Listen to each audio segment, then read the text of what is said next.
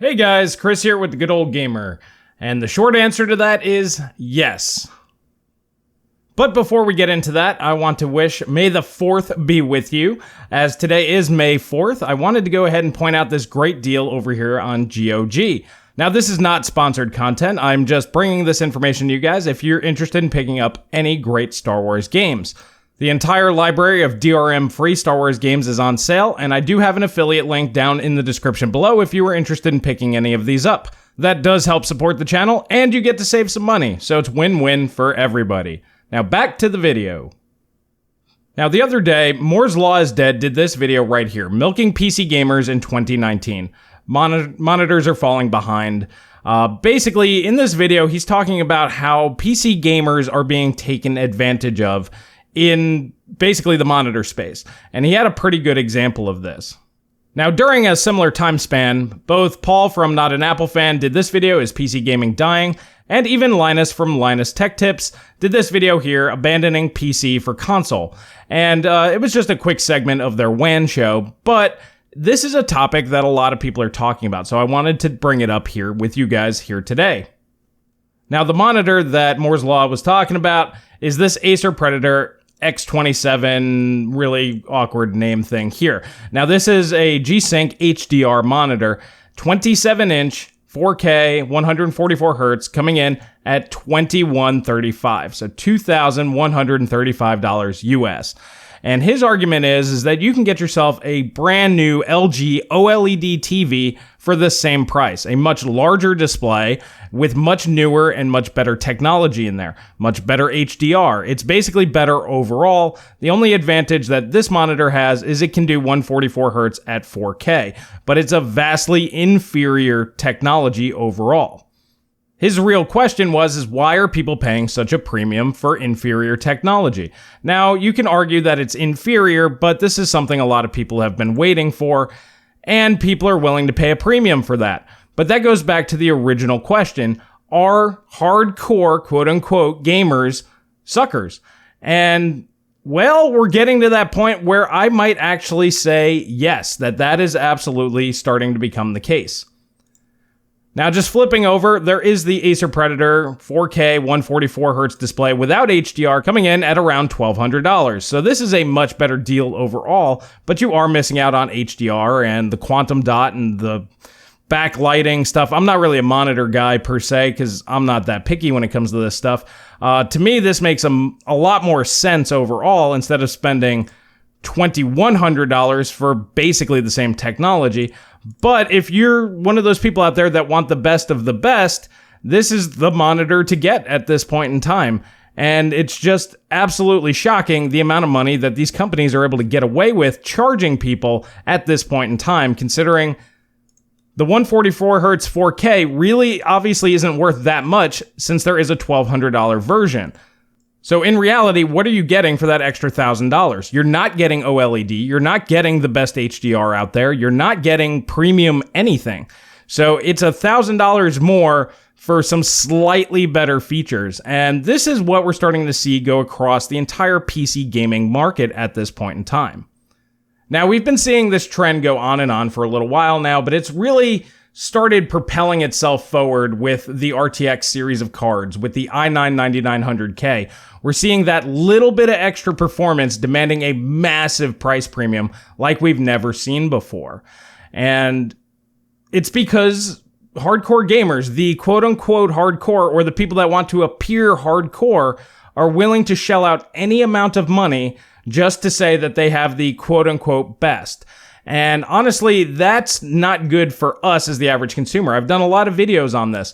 When people are willing to spend exorbitant amounts of money for things that they shouldn't, that means the prices of everything else goes up. So the average person who doesn't really care that much about having the best, they just want what will do the best for the amount of money that they want to spend, you know, a wise consumer in my opinion, those people are now having to shell out more and more money. And this leads into what like Linus was talking about. There's studies out there saying that this is pushing people into more cost-effective segments of the market. So something like Google Stadia or consoles or something else where they're not constantly being milked for just minor increments and gains.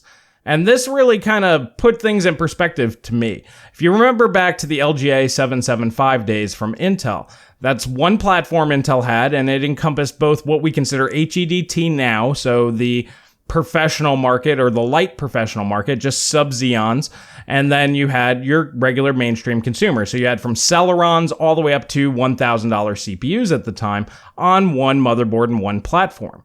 Okay, so back then, they had the single platform and you could buy whatever processor it was that you wanted to fulfill your need. Now, for the average consumer and gamer, typically the $150 to $250 price point, whatever it was that fit in that realm, usually is what the gamers bought. So as a gamer, you kind of stuck in there, and if you wanted to say, hey, you know, I'm big shit, you might spend a little bit more around the $400 range. Today, you have people spending much more money than that on CPUs just because they think it's the best and you're gaining just a little bit of extra performance. The biggest and most egregious thing is the RTX 2080 Ti, coming in at $1,200 or $1,300 and sometimes even more money than that. This right here is the GeForce 6800 GT. This came out in 2004 and it came out at $399. I know it came out at $399 because I bought one when it came out. This is the GeForce 6800 Ultra. This is one step up, also came out in 2004, and I believe this was $499 or $549, something like that. NVIDIA always charges a premium for their higher tier performance. Now, the big thing is these are the exact same GPU, same die. They actually have the same core counts and everything. The only real difference is clock speed and TDP. And that's about it. Other than that, they are identical. It's the same chip. These were the two best GPUs that NVIDIA could make in 2004, and they sold for $399 and $499 relatively respectively. To put this back into perspective, the GeForce 6800 GT would be equivalent to today's RTX 2080 Ti. That is the second best GPU that NVIDIA can produce. Okay, so if this is the 2080 Ti, that would mean something like the 6800 Ultra would be like the RTX Titan. And that makes a lot of sense. These did come in with a 512 megabyte variant, and that's double the memory of the GT, much like we see with the Titan. So this is a very apt analogy here. Now, the reason why I'm using the 6000 series is because, number one, I had them, and they were good cards back in the day, and it's also 15 years ago, exactly, pretty much. So we have a 15-year gap. So at the $399 price point, what does that turn into in today's money? That would be roughly equivalent to $538. So that means simply accounting for inflation, we should see the RTX 2080 Ti coming in around $550-ish. Now, technology has gotten more expensive as time has gone on, and it costs more to produce things, and we understand that things have become a bit more expensive. But even if you double the inflation, that would be another $150 increase on top of this. That would bring this up to $699 or thereabouts, somewhere where the GTX 1080 Ti was, which for that level of performance, second tier performance, second from the top, that's the value that it should be today, even if you're accounting for more expensive manufacturing process and inflation. But instead, they're able to get away with twice that amount of money nowadays because the hardcore gamer is willing to pay that. And that's ultimately what it comes down to. These manufacturers such as Asus, MSI, Gigabyte, Corsair, G.Skill, all these guys know that there's a segment of the market that are willing to spend any amount of money to get whatever is considered the best. And they're taking advantage of that. They're taking advantage of you. And what this is doing to everybody else is this is also artificially inflating the cost of other products. Now, you can sit there all day and say, well, AMD's not competing and this and that. NVIDIA's not even competing with themselves. They released the RTX 2080, which is no faster than the 1080 Ti, at $100 more, and it has less VRAM. So they're not even competing with themselves. They're not choosing to compete at all. Same thing with Intel. Intel doesn't care to compete. The 2700X is slower. Overall, I mean, it's just not as fast. But is it half as fast? No.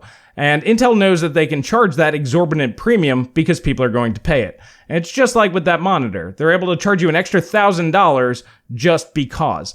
And that's really what's going on in the market. And you guys out there that are really into this stuff and you think that these things and these features and that's actually worth it, you have to sit back and really realize what's going on. They're charging you a massive amount extra for no reason. The technology doesn't cost that much to make. They're just charging you more because they can at this point. It's not even like an early adopter's tax. It's simply because they can, not because they need to, not because they want to recoup R&D. The R&D stuff's already done. As you saw, that monitor for $1,200 is almost the same. It's almost the same technology. So I wanted to bring out this video here today and just go over the fact that, yes, the market's shifting. What used to be put off onto the business market or the HEDT market, all of that R&D recovery costs and stuff, they're actually clumping the hardcore gamers into that. The people that just want the best because it's the best. So they're limiting what products come out. They're not bringing out OLED monitors just yet because they can make more money off of this older technology still at this point in time. So that's stifling innovation, and people are gobbling it up. And they're just clumping that group of people that don't care and will spend that money into that same group that used to be covered by businesses who'd pay $10,000 or $2,000 for products, thousands of dollars for products that us as regular consumers only want to spend a couple $100s on. That's where companies used to make their big bucks and recover their R&D costs. The actual cost of producing technology is relatively cheap. The vast majority of the cost is in the R&D, and as long as that gets recovered, then it's pretty much just all profit at that point. So what they're doing now is lumping in the high-end gamer into that recovery cost category. And that's a market right there that I used to be somewhat in, kind of on the lower end. I bought a 6800 GT. I never bought the top tier, but like one step down. And as time has gone on, I've realized that it's simply not worth it. I'm okay with lower fidelity graphics. I'm okay with a worse monitor. I'm okay with less frame rate. I mean, with FreeSync and VRR, I'm pretty good with, as long as my frame rate doesn't go below 50 FPS and it bounces around wherever it wants, I don't really care. Games are just fine. High refresh games run really fast on modern, basic hardware. So for me, I've taken a massive step back because I've been seeing this trend over time and haven't really been able to put it together. Thank you to all the other YouTubers out there putting content out similar to this and really kind of diving deep into it, picking out little bits and pieces here and there that help me realize that, yes, the market has shifted to the point where the hardcore gamer is now the cash cow. And that's the reason why things like Google Stadia are starting to come out. Consoles are likely going to be more prevalent because more and more gamers are tired of it. The people that don't want to pay for it are getting out, and those that do, these companies are demanding more and more money from. Now, if you fall into that category of somebody who has so much money that you don't really care, why don't you consider helping me out over here on PayPal? Even as little as $1 a month really, really goes a long way in helping me keep the channel going. I can get stuff on hands, do a hands-on testing, and with a lot of the changes that are going to be coming, this is really, really going to be helpful. So I really do appreciate everybody who has supported me and everybody who continues to want to support this channel. Now, there's going to be a lot of changes coming to the channel. I will be doing a live stream next week, Friday, May 10th. Timing hasn't been set yet. So if you haven't subscribed yet, please click that subscribe button. So this way you can be informed. I'm going to put out a notification within the next couple of days. But next week, May 10th, that is the 3rd anniversary of the Good Old Gamer. So I wanted to go ahead and invite you guys out. You can come and join me. We're going to celebrate a little bit. I've invited other YouTubers to come and join the channel and do a little discussion. So I will let you guys know who's going to be coming. And if you have any specific questions that you'd like us to go over, that'll be in its own post coming out throughout the week. So please stay tuned for that. It's going to be really exciting. I'm really excited. So I really hope to see you guys there. And please let me know what you think about this video down in the comment section below. I really want to hear your thoughts. I mean, it sucks to me that the PC gamer, what used to be considered hardcore is now considered mainstream or budget. And then the enthusiasts out there that think that they're hardcore gamers are just basically perpetuating this cycle of inflation beyond inflation. It's way beyond inflation. As I showed you, we're spending way more than just inflation here. But let me know what you guys think down in the comment section below. If you like this video, please hit that like button. Please subscribe. Please share with friends. That really does help me out. And once again, please subscribe. Join us next week. That's going to be really, really awesome. Stay on top of all the notifications. That'd be great. And that's all I have for today. And I will catch you guys in the next video.